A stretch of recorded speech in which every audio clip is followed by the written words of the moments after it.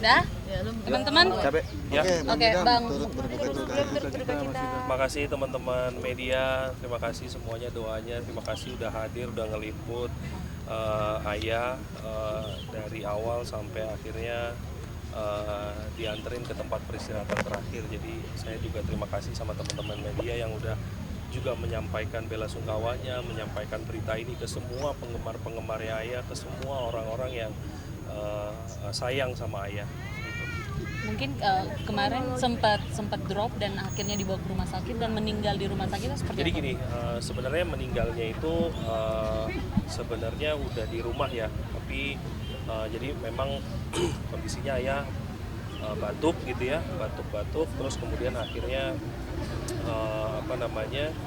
nggak sadarkan diri gitu. Setelah nggak sadarkan diri, habis itu kita coba bawa ke rumah sakit dan sudah dikonfirmasi. Jadi jam 9:30 itu kejadiannya, maksudnya sakitnya gitu, karena memang sakitnya ya sebenarnya biasa normal seperti biasanya gitu, memang batuk gitu karena memang ada infeksi di paru-parunya Ayah gitu ya, dan memang udah di treatment dan selama ini treatmentnya juga alhamdulillah baik gitu, tapi ya memang Allah menginginkan hal yang lain gitu ya. Allah memang mau memanggil Ayah ya, sehingga akhirnya pada saat 9:30 itu kita bawa ke rumah sakit dan dikonfirmasi di rumah sakit bahwa udah nggak ada.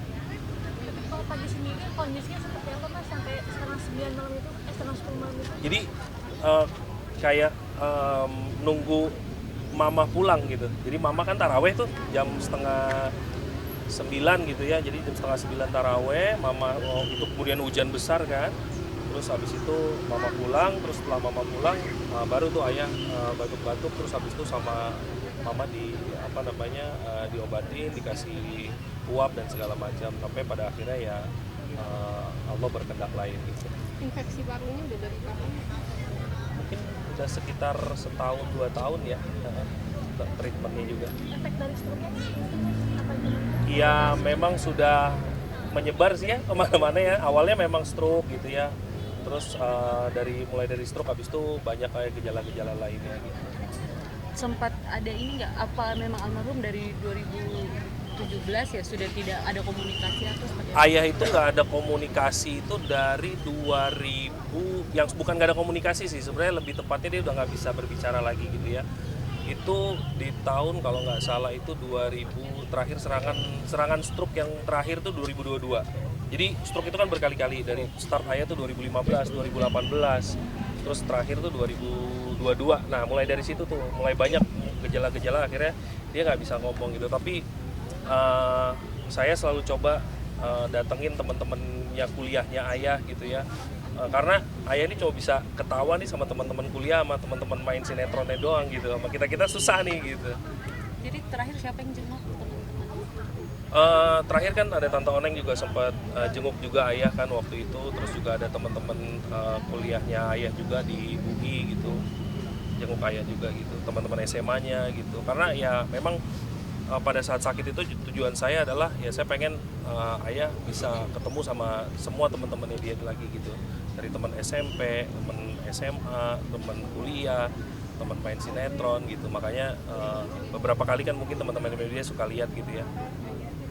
Ayah sosok seperti apa sih? Wah, Ayah itu apa ya, sosoknya tuh kalau dilihat secara ini kan kayaknya humoris gitu, padahal sih sebenarnya nggak terlalu humoris banget gitu Ayah, tapi Ayah tuh orangnya serius gitu. Ayah tuh penyayang banget dan ya imam lah buat saya, bener-bener role model lah buat saya gitu. Kak, sempat berangkatin umroh tetangga dan lain sebagainya yang waktu masih sehat, kata tetangga sempat. Itu bener nggak? Iya itu benar. Itu yang buat saya juga sedih, maksudnya wah ya, jiwa yang seperti itu brave sekali gitu. Jadi ya dia pilih orang orang yang sayang sama dia gitu ya, dia coba bantu yang dia bisa gitu, sebisa mungkin gitu. Iya memang ada, tapi jumlahnya saya berapa saya kurang tahu, tapi itu hanya Ayahnya, kita sebenarnya juga nggak tahu. Tiba-tiba ada aja yang datang ke rumah, ini mau kemana ya, itu mau umroh gitu aja. Semasa hidup ada pesan ke anak-anaknya. Ayah, Sudah ingat. wah ingat banget gitu? Yang paling saya ingat adalah sebelum nih terakhir ayah serangan tahun 2022 itu cuma bilang sama saya, Idam jaga sholatnya, jaga adik-adiknya, terus jaga mama sama jaga istri kamu gitu. Jangan pernah tinggalkan sholat, itu aja sih. Sama ya itu aja sih dari ayah. Terakhir itu terakhir banget. Ayah benar-benar bisa ngomong secara lugas, habis itu udah mulai susah ngomongnya. Pak Haji meninggalkan berapa anak dan berapa cucu? 3 laki semua, iya. Cucu. Cucunya ada 2, iya. Cewek cowok, anak saya semua alhamdulillah. Bang Pak Idam, Idam, Ya. maaf tadi Pak Riko bilang memperjuangkan Iya. hak anak.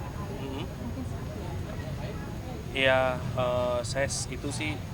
saya serahkan sama aparat penegak hukum ya. Maksud saya dari awal case ini, mungkin ini baru pertama kali saya berbicara di media terkait dengan case ini. Ayah cuma titip satu, ayah udah ikhlas dengan semua apapun yang terjadi. Apapun hasilnya ayah ikhlas, apapun hasilnya ikhlas, tapi cuma dibilang perjuangkan udah itu aja. Tapi ikhlaskan ikhlaskan semuanya, karena ilmu ikhlas itu yang ayah ajarin juga gitu sama saya. Jadi ikhlaskan tapi tetap perjuangkan gitu. Itu sih. Mungkin salah satu faktor itu yang menyebabkan ayah. Enggak, kalau itu sih enggak, menurut saya enggak. Tapi ya kalau sempat nanya mungkin iya semasa dia masih ini ya, masih bisa berbicara gitu ya, dia tanya ya wajar lah. Berarti Kak Idam dan adik-adik akan melanjutkan debat apa? Iya nantilah ya itu nantilah. Kita lihat jalannya aja ke depan, karena kan semua udah diurus sama negara lah ya. Kita udah serahkan semuanya ke proses di aparat penegak hukum. Kak Idam terakhir ayah meninggal di bulan yang baik. Iya. Di Habis tarawih juga. Habis Seperti tarawih. apa mungkin bulan yang baik juga akhirnya ayah. Kenapa? Berpulang di bulan yang baik. Iya. Menurut orang ini bulan yang sangat baik.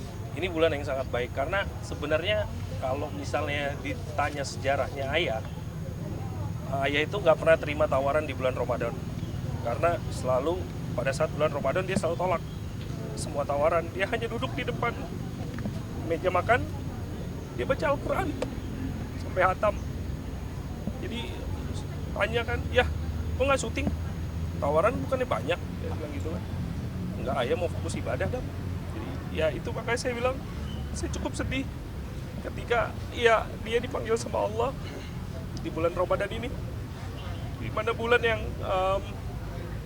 dia selalu benar-benar menspesialkan dirinya dia, bahkan sampai tidak mau menerima job gitu beberapa kali terakhir ya. Iya, sorry ya agak ini. Amalan beliau gitu Al-Quran pas lagi malam. Iya, mungkin kalau udah akhir-akhir ini kan emang udah nggak bisa apa-apa lagi ya, jadi dia komunikasi juga udah nggak bisa, jadi ya kita sholat, kita doain aja di sampingnya ayah sih, selalu ingetin kayak waktu sholat ya sholat, ya kan. Tapi saya tahu dia sholat atau enggaknya juga nggak tahu, tapi karena kan kondisinya yang udah nggak bisa ngapa-ngapain lagi saat itu. Oke, udah teman-teman. Terima kasih Bang Idam. Di hari raya nih mungkin Tanpa ayah. ada rencana untuk ziarah kembali. Iya pasti dong. Yang namanya momen tuh pasti kita ada ini ziarah lagi gitu. Oke? Oke, makasih ya Bang. Aduh, sampai. Belum ya, ada kamera. Absen cinta.